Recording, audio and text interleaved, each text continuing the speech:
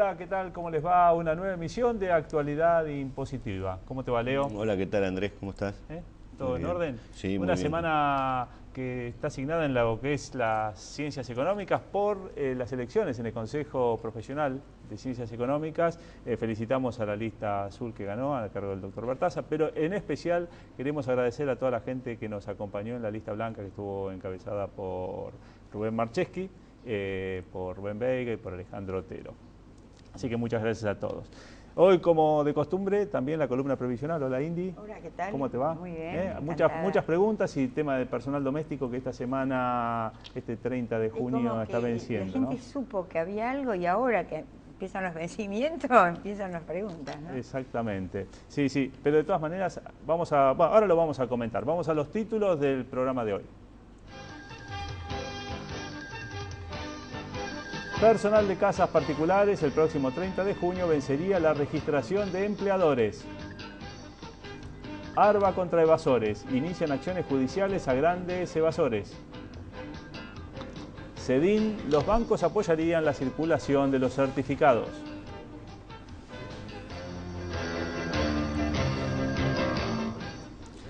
Bueno, ahora sí damos comienzo entonces a la actualidad impositiva. Recuerde, 3221-9087 y 9088, los teléfonos a los que usted puede dejar su mensaje, o también al 4328-9600. O también, si no, contactarse con nosotros a través de www.actualidadimpositiva.com. Y desde ahí, Leo, se pueden suscribir Al newsletter de manera gratuita. Está, muy bien. Así Esta vez me salió algo un poquito ahí, mejor. Muy bien, perfecto. Bueno, Indy. Hablando de domésticos, yo Sí. recibí una carta ayer de la AFIP donde dice que de acuerdo a mis declaraciones juradas, se presupone de que yo tengo personal doméstico. Sí, sí, empezó el fisco, y la gente empezó a preocuparse por este tema realmente. Y vos empleaste el posible. ¿Vencería el 30 de junio o lo van a prorrogar? Esto es lo que la gente pregunta. La gente pregunta mucho si se va a prorrogar esta registración, que ahora vamos a comentar a quiénes deberían registrarse. Quizás se prorroga porque también es cierto que hay en la ley la nueva ley de servicio de casas particulares, ¿no? como se dice ahora, estaría establecido una suerte de blanqueo por 180 días, con lo cual lo razonable sería que todo el vencimiento opere en la misma fecha. Pero por el momento está hasta el 30 de junio, hay que estar atentos. De todas maneras, sí, lo que queríamos decirles era que al momento en que la gente se quiera suscribir o se quiera registrar, que son básicamente ¿quiénes? Los que ya son empleadores al 31 de mayo del 2013, aquellas que hayan sido empleadores antes del 31 de mayo y que haya concluido la relación laboral al 31 de mayo, o las relaciones iniciadas y finalizadas antes de la vigencia de la ley. Esos son los que tendrían que registrarse como empleadores, aun cuando ya estén cumpliendo con todas con el personal, con el pago de las cargas sociales de personal doméstico. Esta es gente que se tiene que registrar a partir de ahora, pero no es que aquella gente, como por ejemplo, que no tiene personal doméstico a su cargo pero que está recibiendo las cartas de la AFIP, si no tiene personal doméstico no tiene que hacer absolutamente nada. No tiene que contestarlas. Exactamente. Y tampoco las que recibieron y están en regla. Exactamente. Es un tema Queda en duda, lo cual no terminé de entender bien, porque es muy compleja toda la reglamentación. Hay gente que tiene jubiladas domésticas. Claro. Entonces, el jubilado doméstico, yo creo que no está tratado como si fuera personal dependiente, que igual aporte, qué sé yo. Sí. Y a las consultas que han llegado algunas, es qué hacer cuando ya es jubilada la persona que trabaja en la casa. Claro. Como doméstica, que lo podemos aclarar en la próxima. Bueno, muy bien. Sí, y también hay otros temas que con el tema del personal doméstico que está mucha gente que quiere regularizar, pero que la gente que está trabajando en su casa no quiere porque está recibiendo algún subsidio y se le cortaría o alguna otra característica, y ahí sí realmente se plantea un inconveniente práctico. de querer regularizar la situación, pero que la persona que está trabajando no quiere. Bueno, ya eso no rige, la voluntad del trabajador no rige en este caso. Exactamente. Y lo que sí pregunta es el tenor de, trabaja un día en mi casa 4 horas, ¿corresponde o no corresponde? Sí. O trabaja 2 horas un día y 2 horas otro día de la semana. Sí. Por eso estamos, es decir, tenemos que avisar que realmente el sindicato de personal doméstico tiene todas las preguntas, tiene toda la respuesta para esas preguntas y sería muy, ¿cómo se llama?, práctico para las personas que tienen esa inquietud de dirigirse ahí y hacer la pregunta que la contestan todas, que es distinto al personal, al que está en la calle Charcas, que trata las obras sociales del personal doméstico. Este es el sindicato. Entonces, realmente vamos a pasar por la pantalla el número de teléfono. Ya está apareciendo en pantalla, ahí está. La dirección, que está en la calle de Anfunes 576. Sí. El teléfono es 4957-4327 y recomiendo que realmente llamen. Primero va a ver cuál es el horario de atención, porque cambia, y si tiene que presentarse personalmente a pedir una hora para la consulta. Sí, otro tema también importante es que si alguien quiere registrarse como empleador, también es cierto que la persona que está trabajando y que quiere regularizarla, tiene que ir a sacarse su número de CUIL y tiene que ir a hacer los trámites correspondientes, con lo cual el próximo domingo, que es el 30 de junio, que estaría venciendo la registración, tendría previamente que hacer ese trámite, con lo cual esperemos que esto se prorrogue y que la gente... Una aclaración, así sea que trabaje 1 hora por semana una casa de familia, digamos, el tomador del trabajo debe inscribirse como empleador y la persona debería sacar el CUIL y también recibir sus aportes. Claro. Y otro tema más es que no solo comprende el régimen a la gente que trabaja en casas de familia, sino también los jardineros, o sea, hay otros... Los que se consideraban que estarían, domésticos. Digamos, Es decir, queda equiparada realmente a la ley de contrato de trabajo, porque si una persona limpia un estudio jurídico una vez a la semana, ya es empleado de comercio. Tiene el mismo tenor laboral que justamente que los que estaban antes incomprendidos en la ley de contrato de trabajo.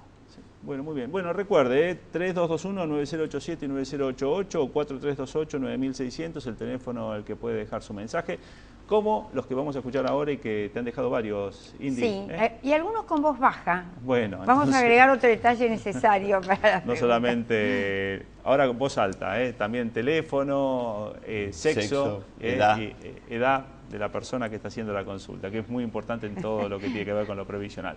Bueno, vamos al primer llamado para la doctora Indy Feilenbogen. Sí, buenas noches. Mire, mi nombre es María, soy de Lomas de Zamora.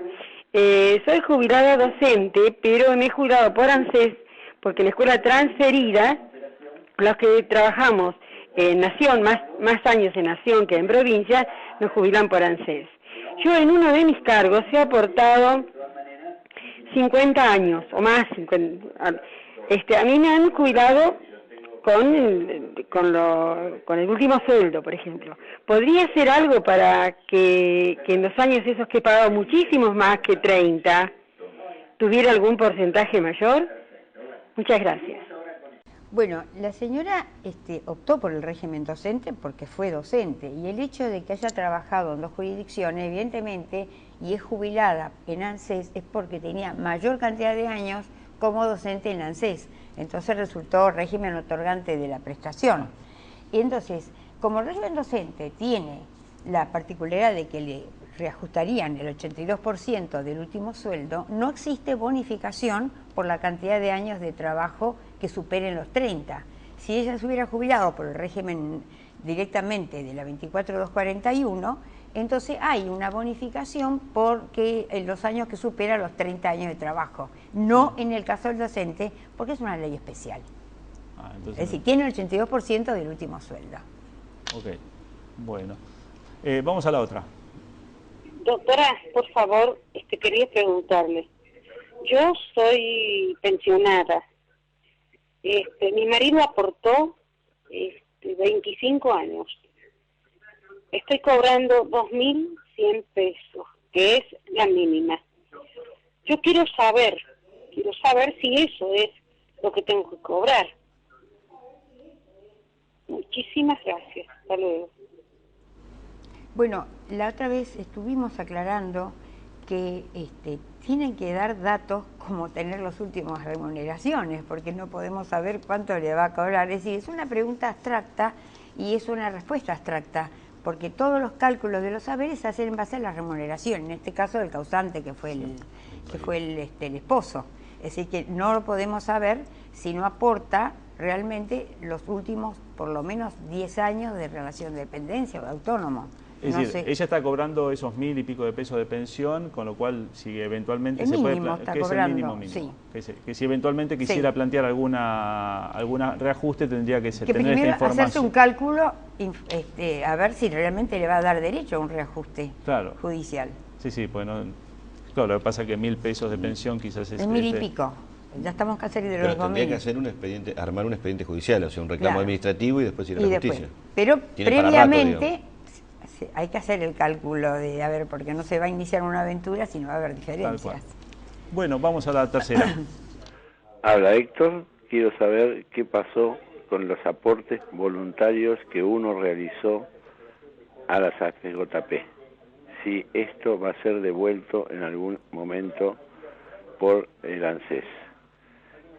Bueno, este tema de los aportes voluntarios es un tema que ha quedado indoloro y ha quedado transparente, porque es como que dineros que van flotando una especie de alfombra mágica, porque salió una reglamentación oportunamente donde decía que ANSES se iba a hacer cargo de tener en cuenta los aportes voluntarios para remuneración. El cálculo que ofreció el ANSES no iba a dar diferencia alguna prácticamente para el reajuste, porque incorporaban toda la masa de dinero de cada uno que aportó voluntariamente, aparte de la obligatoria, prácticamente lo aportaban a un mes, no lo proporcionaban para atrás, entonces no iba a repercutir. Y lo que sí quedó, que las FJP iban a armar una especie de sociedad o de compañía para hacerse cargo y ver cómo pagaban ellos, cómo iban a devolver ese dinero en el haber. Eso no sucedió. Por lo tanto, lo que estamos viendo es lo único que les podrían hacer es iniciar un amparo o una demanda en la cual se puede decir, vamos a hablar de la diferencia. Una demanda tenemos que presentarnos previamente a la ANSES pidiendo que de alguna manera le reconozcan el haber. Cuando ANSES diga que no, se inicia la demanda judicial. El amparo obvia la presentación administrativa y se presentan directamente con un amparo pidiendo que se reconozca ese dinero que estuvieron de alguna manera en este momento regalando, ¿no es cierto? Y que no repercutió en ninguna parte del haber. ¿Pero pueden pedir la devolución de ese dinero en efectivo? Amparo. Amparo. Judicialmente. No existe otro medio porque no está organizado y se aceptan la manera de cálculo de ANSES, no va a repercutir en absoluto en mejorar el haber. Bueno. Hay otra consulta, Indy, que, bueno, esta vino por internet, entiendo, pero dice que fue a la FIP y le surgió un periodo de deuda, pero no le quisieron tomar el reclamo. Si fuera la FIP, ¿se carga el sistema de las boletas del periodo, si estaría en condiciones de jubilarse? ¿No? Claro. Bueno, esta pregunta es interesante porque vamos a recordar que hasta el año 93 la ANSES eran los encargados de los recursos de la Seguridad Social. Sí. Cuando se dicta el decreto 507, pasa a la FIP. Entonces, lo que es importante que aclare, ¿en qué periodo? Es decir, esas boletas que ella tiene no están registradas, anterior a mayo del 93 o posterior. Si fuera anterior, corresponde dirigirse al ANSES y pedir lo que se llama validación de las boletas. Es un procedimiento que tiene un tiempo, sobre todo tampoco dice si es para jubilarse o simplemente para estar en regla, ¿no es cierto? Y si fuera la FIP, en el SICAM, el propio SICAM hace el cálculo, incorpora las boletas y después va a la FIP para que quede registrada, ¿no es cierto? Entonces, yo no sé si esta persona está en condiciones de jubilarse o no, o lo quiere hacer como dijimos antes, simplemente para estar en regla. Estaría bueno entonces, como sugerencia a toda la gente, que aún cuando no esté en condiciones de jubilarse, pero si tiene estas cosas, que hagan estos trámites previos, que vaya sabiendo si todos sus pagos están correctamente imputados en, y tienen en cuenta ANSES, el periodo, que era el 507 que dividió lo anterior, que era ANSES, y lo posterior, que es la FIP. Es decir, mayo del 93 para atrás es ANSES, se validan. Y de mayo del 93 para adelante es AFIP. El propio incorpora en el SICAM, que viene a ser el programa de boletas de recursos de la seguridad social, y después va a la FIP para que quede registrado. Pero igual, vamos a aclarar algo, porque a lo mejor esta persona está en condiciones de jubilarse, tiene la edad y tiene ya los 30 años de trabajo. Y casi no importa que tenga un periodo pago, porque la ley 25321 posibilita que aquellas personas que tienen ya cumplido los requisitos para la jubilación, que son mínimo 30 años de aporte y la edad 60 o 65, se acoge a esa ley y ese periodo impago directamente no va a ser pedido, no va a ser exigido. Entonces, no sé si este caso, pero como el trámite en sí lleva tiempo y a lo mejor son 5 boletas que ni van a repercutir en el haber. Claro. Quizás uno está trabando el trámite por una cuestión... Entonces, tengan en cuenta que pueden acudir a la ley 25321 y ese periodo de impago directamente no va a ser exigido, ni por la CES ni por la FIP. Bueno, buenísimo, Indy, muchas gracias. Vamos a un corte y ya continuamos con más actualidad impositiva.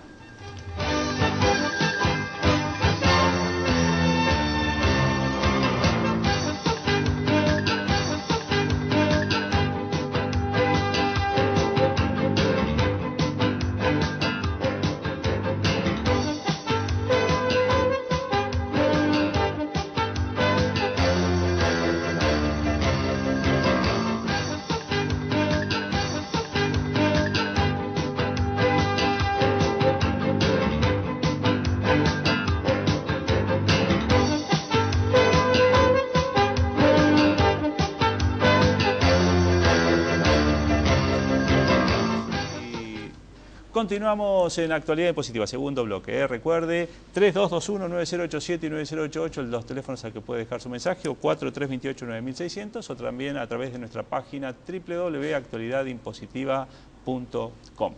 Y Leo, estábamos hablando también de personal doméstico y para mucha gente, para cerrar un poquito el capítulo esto en principio está venciendo el 30 de junio, con lo cual habrá que esperar a ver si da una prórroga para estas registraciones. ¿Quiénes deben registrarse? Aquellos que tienen relaciones iniciadas con anterioridad al 31 de mayo, que son empleadores, que tienen relaciones laborales iniciadas con anterioridad al 31 de mayo del 2013 y registradas con la normativa anterior, que vienen pagando como hasta anterior, como con el régimen viejo.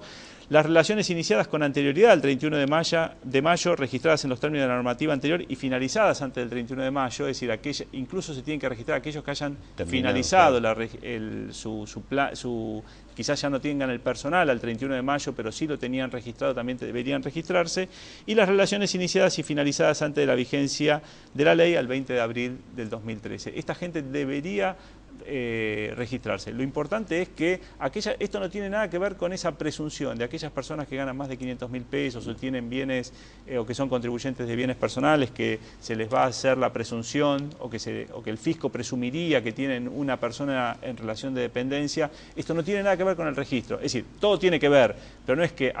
es decir, son dos normativas distintas. Quizás el fisco dentro de un mes o en algunos casos como hasta ahora... Lo que está haciendo esto es ordenar todo el régimen, digamos, de empleados domésticos. Exacto. Y la presunción es una herramienta que tiene la FIP para decirle a gente que tiene determinada cantidad de ingresos que tiene una persona que está ayudándolos en el trabajo, digamos. Exacto, pero mucha gente que estaba con esta preocupación porque está con el tema de la presunción y esta registración, debo registrar, y quizás no tiene a ningún personal como es una presunción, registrado. va a tener que demostrar de alguna manera que no tiene ninguna persona trabajando en su casa para ayudarlo, ¿no? Sí. Y sabemos también que el fisco está haciendo la inducción a través de notas y diciéndole a las personas: señores, sabemos que usted gana más de 500.000 pesos, sabemos que usted es contribuyente de bienes personales, con lo cual estaría dentro de la presunción. Y la gente, bueno, obviamente se inquieta si es que no tiene las cosas registradas. Es así. Leo. Un fallo que salió recientemente que es muy interesante y que nos va a permitir aclarar algunas cosas. ¿De qué se trata esto? Un contribuyente presenta su declaración jurada en cero. Muchas veces, por el apuro, no llegaron a hacer los cálculos. Dice, mira, entre no presentar la declaración jurada y presentarla, la presento en cero. Este contribuyente presenta la declaración jurada en cero, llega a la DGI con una fiscalización y determina que tiene que pagar impuestos, había impuesto a pagar. ¿Qué hace? Rectifica el contribuyente su declaración jurada presentada anteriormente, que estaba en cero, y paga el impuesto. ¿Qué pasa ante esta situación? La AFIP inicia un sumario y le aplica una multa por defraudación, que es la multa que es muy cara, que es de 2 a 10 veces el impuesto dejado de ingresar. ¿Por qué dice que hay defraudación? Porque como presentó la declaración jurada en cero, digamos, tuvo una intención de defraudar al fisco, de engañar al fisco. Esto llega al Tribunal Fiscal, el Tribunal Fiscal confirma esta sanción y el contribuyente apela a la Cámara Contencioso Administrativo. ¿Qué dice la Cámara Contencioso Administrativo? Confirma la sanción, es decir, que considera que hubo defraudación. ¿Por qué? Porque la presentación de la declaración jurada en cero, pero habiéndose cortado la espontaneidad de la rectificativa, es decir, de la presentación de la declaración jurada que sí le da a pagar, porque si uno presenta, y ahí está el tema central, digamos, del fallo, si yo presento mi declaración jurada en cero, pasan 15, 20 días, un mes o 2 meses, sin que la AFIP haga ningún tipo de, digamos, de fiscalización, eso se considera una presentación espontánea y no cabría la multa por defraudación. ¿Por qué? Porque no hubo intención. Me demoré, presenté la declaración jurada y pago el impuesto. Como en este caso hubo una fiscalización que determinó el pago del impuesto, cortó esa espontaneidad. Entonces hubo, dice la Cámara y el Tribunal Fiscal, hubo una intención defraudatoria. Al no haber espontaneidad, hubo una intención defraudatoria y confirma la sanción. Es decir, a mucho cuidado a todos los contribuyentes. Puedo presentar una declaración jurada en cero, uno lo tiene que evaluar. Si inmediatamente la presento por motu propio, la rectificativa, y digo, bueno, me daba a pagar 10 pesos, la sanción, digamos, no va a ser de defraudación. Pero, si viene un acto de la DGI, me inicia una fiscalización y determina que tengo que pagar esos 10 pesos, corta esa espontaneidad y la multa por defraudación sería la correcta. Con lo cual, el monto a pagar por sanción es muy caro. El fallo, si quieren se lo digo, es Business Professional Group IT, Sociedad Anónima. Y es de la Sala Cuarta de Contencioso Administrativo. Con lo cual, el tema de me interesó lo que comentaste de la espontaneidad, ¿no? Porque muchos contribuyentes muchas veces presentan su declaración jurada en cero y después dicen, bueno, después rectificamos. Bueno, si lo hicieran en forma rápida, en forma espontánea, es decir, espontaneidad, estamos entendiendo que no hay una fiscalización por parte de AFIP o que un inicio de inspección, daría la impresión de que la multa correspondería, y sí, pero no quizás no sea defraudatoria, por lo menos lo que está diciendo este fallo. E incluso es peleable y es discutible otro tipo de sanción, porque no hay intención, o sea, no hubo una intención defraudatoria ni una intención de engaño. Simplemente por ahí uno puede demostrar que se demoró porque no tenía los papeles, etcétera.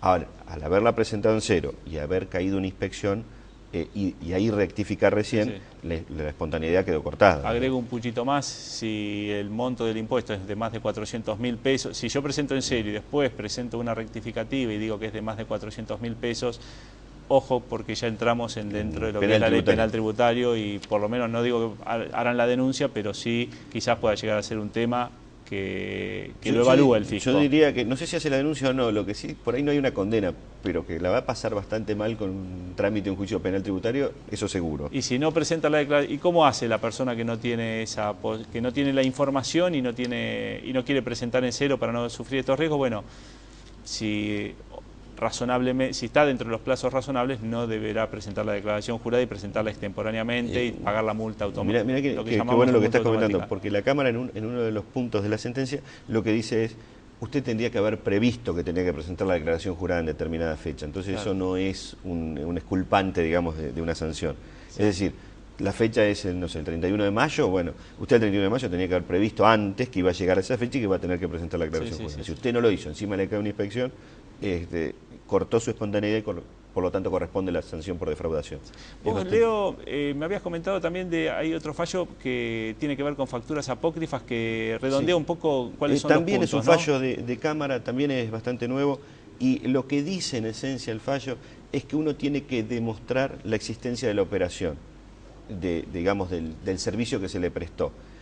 También lo que dice el fallo, que es lo interesante en este sentido, es que dice que uno no tiene que exigir a los proveedores que registren las facturas en sus libros. Uno no puede saber si el proveedor registra esas facturas que le dio en sus libros. También le dice, no puede determinar si la documentación que le aportó el prestador de servicio era o no apócrifa. Es decir, estamos pensando en aquel contribuyente que no compró una factura apócrifa, sino que le dieron una factura, en su buena fe chequeó todo lo, digamos, en las bases de la DGI, la información, y de eso no surgía nada.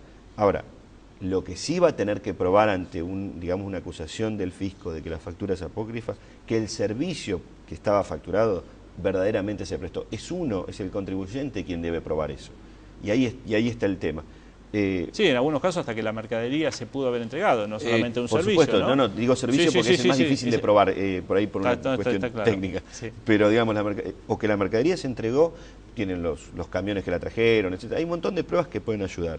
Un servicio, digamos, X, tiene que demostrar que ese servicio se prestó. Pero es un tema que la prueba, es muy difícil quizás armar la prueba para ofrecerla 2 años después, que es cuando generalmente el fisco llega a chequearlo. Por eso es muy bueno que los contribuyentes se estén organizando y digan, bueno, la mercadería, bueno, tengamos todos la mayor cantidad de elementos del transportista, de las balanzas, de los remitos, etcétera, para muchas veces te preguntan, dicen, ¿pero qué tengo que armar un legajo de cada proveedor? Sí, tiene que armar un legajo donde pone todos los datos y toda la información necesaria. Por las dudas, no por nada en particular, simplemente por una cuestión de orden. Sí, tal cual.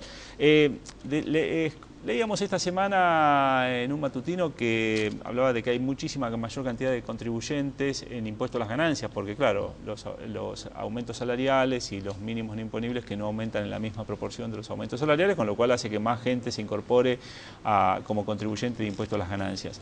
Yo creo que cuando estaba leyendo la nota, digo, bueno, hay una decisión política de no subir los mínimos o de subirlos hasta una determinada cuantía, con lo cual, bueno, podemos estar o no de acuerdo. Pero yo creo que donde hay que poner realmente el foco es en el tema de la tasa progresiva, ¿no? Porque la tasa es tan progresiva, es decir, están pagando la tasa máxima, que es del 35%, gente que está ganando más de 200, más o menos 20.000 pesos. No digo que no sean los 20.000 pesos no sean mucha o poca plata, no estoy evaluando eso, pero sí digo que quizás sí es poca plata para ya estar pagando la tasa máxima, con lo cual lo que se supone una escala progresiva termina siendo una escala fija, prácticamente, porque llega enseguida uno al máximo. Exactamente. Debería estar más. Me parece que por ahí apunta, y siempre estamos hablando de los mínimos no imponibles, y me parece que el punto pasa por la escala progresiva, así que este es un tema que